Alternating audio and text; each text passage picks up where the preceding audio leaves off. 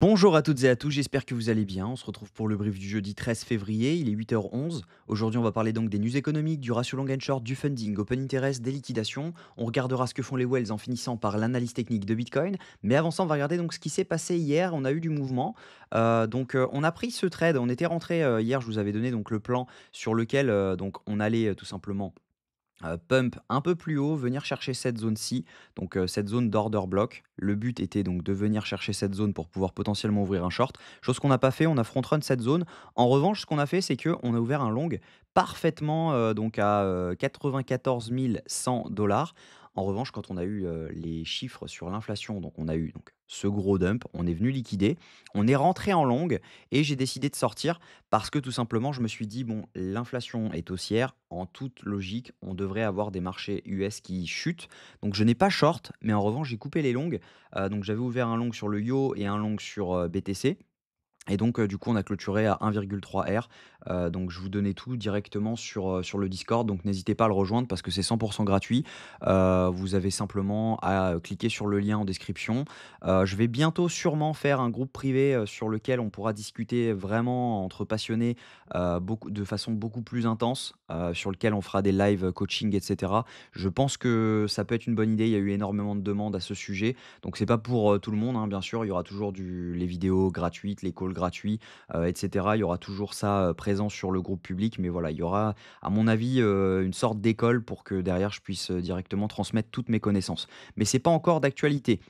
Donc, sur, Bitcoin, techniquement, bah, ce qu'on est en train de faire, c'est plutôt clean, hein, parce que techniquement, on est venu prendre la liquidité qu'il y avait à prendre juste ici. On est venu mèche donc sous le canal que nous avions juste ici. On est en train d'accumuler au nord énormément de liquidations juste ici et ici.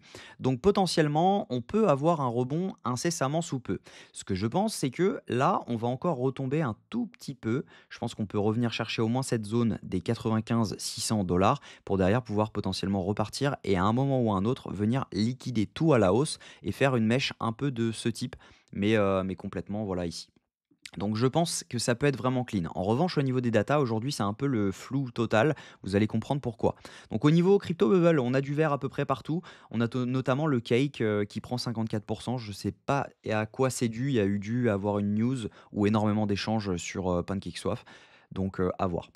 Au niveau, des news économiques aujourd'hui, attendez-vous à ne pas avoir énormément de mouvements. À 14h30, on va avoir les inscriptions hebdomadaires au chômage, ainsi que le prix à la production, mais c'est pas des news vraiment impactantes. C'était vraiment hier qu'on avait des news impactantes, donc là, on va juste, suivre, la tendance. On va pas avoir de retournement de tendance à cause de ces news.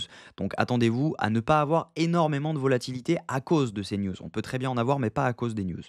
Au niveau, des funding open interest, bah, il se passe pas grand-chose. C'est ce que je vous disais, on a une indécision, totale. On avait juste eu une hausse de l'open interest avec une hausse des fundings juste ici, ce qui veut dire que ici c'était majoritairement du long qui s'était ouvert. Derrière, qu'est-ce qu'on voit? On voit qu'au moment où ça chute, on commence à avoir des longues qui se ferment. On vient potentiellement fermer pas mal de longues lorsqu'on est venu sous ce plus bas parce que beaucoup mettent leur stop loss dessous. Et là, qu'est-ce qu'on voit? En ce moment, on voit une hausse de l'open interest, mais vraiment très brève, avec une stabilisation des fundings, voire une légère baisse. Donc ce qui veut dire qu'il y a essentiellement plus de longues, qui se ferment, plus de shorts qui s'ouvrent que de longues qui s'ouvrent. Donc potentiellement, on accumule des liquidations au nord, mais voilà, c'est quand même pas flagrant, on n'a pas non plus énormément d'évolution. Sur, les liquidations sur les 48 dernières heures, on voit qu'on a toujours un cluster à venir prendre autour des 98 900 dollars. Si jamais on regarde, là, on a quand même pas mal, de liquidations à prendre, même si jamais on a pris vraiment le plus gros. Donc on a logiquement plus vraiment de raison de revenir sous cette zone, sauf pour aller beaucoup, beaucoup, beaucoup plus bas. Donc ce que je pense, c'est qu'on va avoir un rebond incessamment sous peu et on pourrait potentiellement venir chercher les 98 900 très rapidement. Si jamais on regarde sur 24 heures, c'est vraiment kiff-kiff, hein. On a autant de liquidations au nord qu'au sud. C'est pour ça que là, je vous dis, sur les funding open interest, on est vraiment sur de l'indécision, donc ça peut être dangereux quand même. Mais voilà, on a des petites prises de liquidité à faire ici.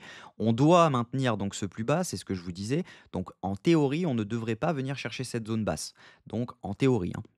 Donc si on regarde ensuite ce que font les whales actuellement sont en train d'acheter, ce qui est plutôt bon signe. Les micro-whales sont dans l'indécision la plus totale, c'est ce que je vous disais.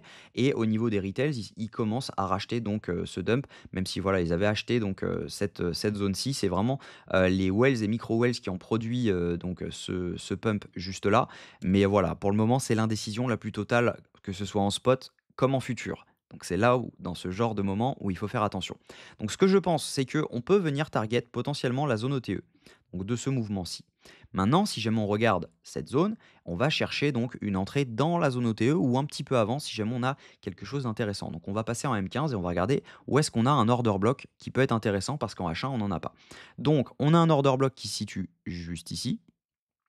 Hop, donc là, on voyait que là, on est en train de mesh, dans le FVG qu'on avait juste là. Donc ça, c'est un FVG, on est en train de mesh dedans. En dessous de ce FVG, on a un order block. Donc potentiellement, c'est cette zone-là qu'on va chercher pour derrière pouvoir rebondir. On voit que les 50 de, l'OB, donc M15 coïncident parfaitement avec la zone OTE qu'on vient de tracer.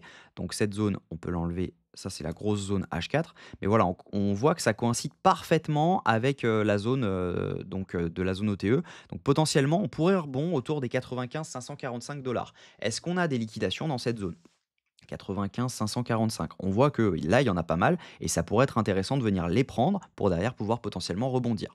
Donc, potentiellement, il y aurait un long. Maintenant, il n'y a pas tous les billets qui sont actualisés, mais en attendant, on a un changement de tendance. On a potentiellement donc un retournement sur Bitcoin. Le SL va être un peu loin, mais voilà, on a notre changement de tendance juste ici. Donc hop, juste là, on a fait notre changement de tendance. Ici, on a fait notre break of structure. Et donc potentiellement, on peut revenir chercher la zone OTE, l'order block, pour derrière pouvoir potentiellement repartir. En sachant que ça, ce n'est pas un top, parce que si jamais on avait voulu faire un top, on aurait tout simplement liquidé au-dessus de cette zone.